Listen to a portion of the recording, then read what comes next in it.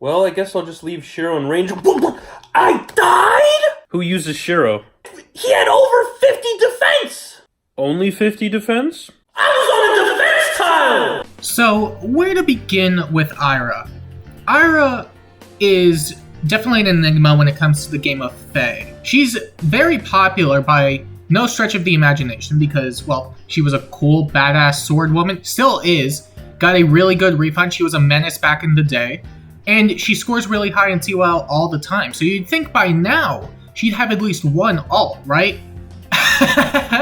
Well, let me be the first to tell you I am so sorry if you've been waiting for one. Ayra is most likely, or maybe not for a long time, ever getting an ult. And there's a lot of history behind this character when it comes to heroes, because not even based on the player base itself, this was all based on the fault of intelligent systems. And we're going to start where it all began, how it's been going, and where we're at now. So let's take a bit of a trip back all the way to 2017, when we first got our genealogy banner, with units such as Sigurd, Deirdre, Teotihu, and all sorts of other additions, including Arvis, who was our free GHB, and Arden, who was our Tempest Trial at that time. This was when we had a mix of GHBs and Tempest Trials, and they didn't really get into the formula of seasonals get Tempest Trials and new heroes banners get GHBs, but around this time, the quality of free units back then were definitely a mix,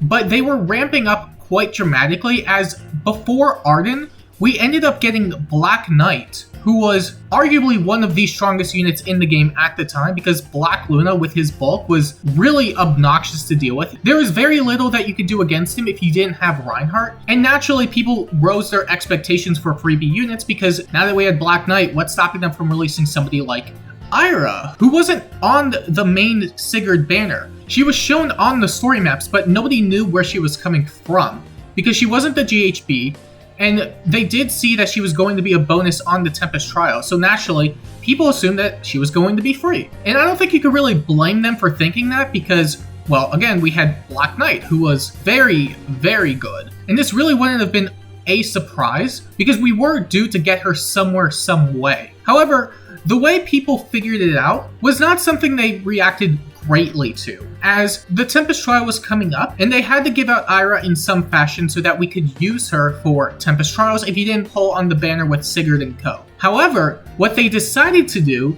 is put her on her own separate banner, which is already a bit of a low blow, but when you consider who she was also sharing with, that's when people got really upset, as she was sharing with Eldigan and Lachesis. Eldigan, who was color sharing with Ayra and was completely mediocre, compared to Ayra, who had her PRF and Regnal Astra, which for the longest time was one of the strongest specials in the game because of how much damage it scaled based on her own speed, and she was a really fast unit, and still is to this day, but it was very apparent, especially back in the day, because you also had videos such as this, where people were just talking about the absurdity of Ayra. And naturally, people were very upset, and rightfully so. They put her on a separate banner. She was arguably the strongest unit at the time, on top of the fact that they didn't put her on the Sigurd banner, which debuted a bit before the Tempest Trials, meaning that people probably already spent their orbs for whatever units were already on there. So they had even less to work with. And after the big upset that was from the player base, they naturally didn't do it again. Or so you would think. Because next book we did actually get a similar situation with Rajat, but she was a generic tome with pretty much no qualities outside of her stat line, and she was also on a separate banner sharing with 2 other units, but she was not nearly as good as Ayra was, even at that time, because for starters she didn't have a PRF and she didn't have Regnal Astra, which were 2 big things. And even the PRF aside, a lot of people also replaced her PRF with Slang Edge and Wrath so that she could constantly one-shot anything. And we're talking about anything. I've had situations where she would one-shot Noe's, which was pretty ridiculous on its own because she had a good amount of HP in defense, but she was able to do it because she had Wrath and a Slang Edge with Regnal Astra, and it was absurd. And that's exactly why Ayra was a way bigger problem, because chances are, if she was a generic sword with pretty much just nothing going for her outside of maybe like a Slang Edge, then it probably wouldn't have been as big of an upset. but she had her own exclusive special and a PRF to boot. And after that point, something that was definitely speculated on for a while was Ayragate, which is the theory that Ayra will probably never get anything in Fae because of the whole debacle that happened during the genealogy banner. And at the time, it was probably a bit of a stretch, but considering we're 6 years in, and her vote totals are nothing to scoff at either. She's always scoring some of the highest in CYO, although CYO is wholly debatable as to whether or not votes really matter outside of top 2 for each division. But even that aside, she really got nothing ever since. Sure, she appeared on other banners, including legendaries and some off-focus ones with like weekly revivals, but those were pretty much out of obligation. And that was pretty much the same with Ayra's Refine too. If we're not counting the distant counter weapons where they were all intentionally held back because they had no idea what they wanted to do with DC refines going forward, or if we take the units that were skipped because they don't want to refine them for whatever reason, like Reinhardt, Owen, and Hector especially is being weird, then Ayra was the last unit in Book 1 to get a refine. Everyone after that was Book 2. They held off for so long to give her anything.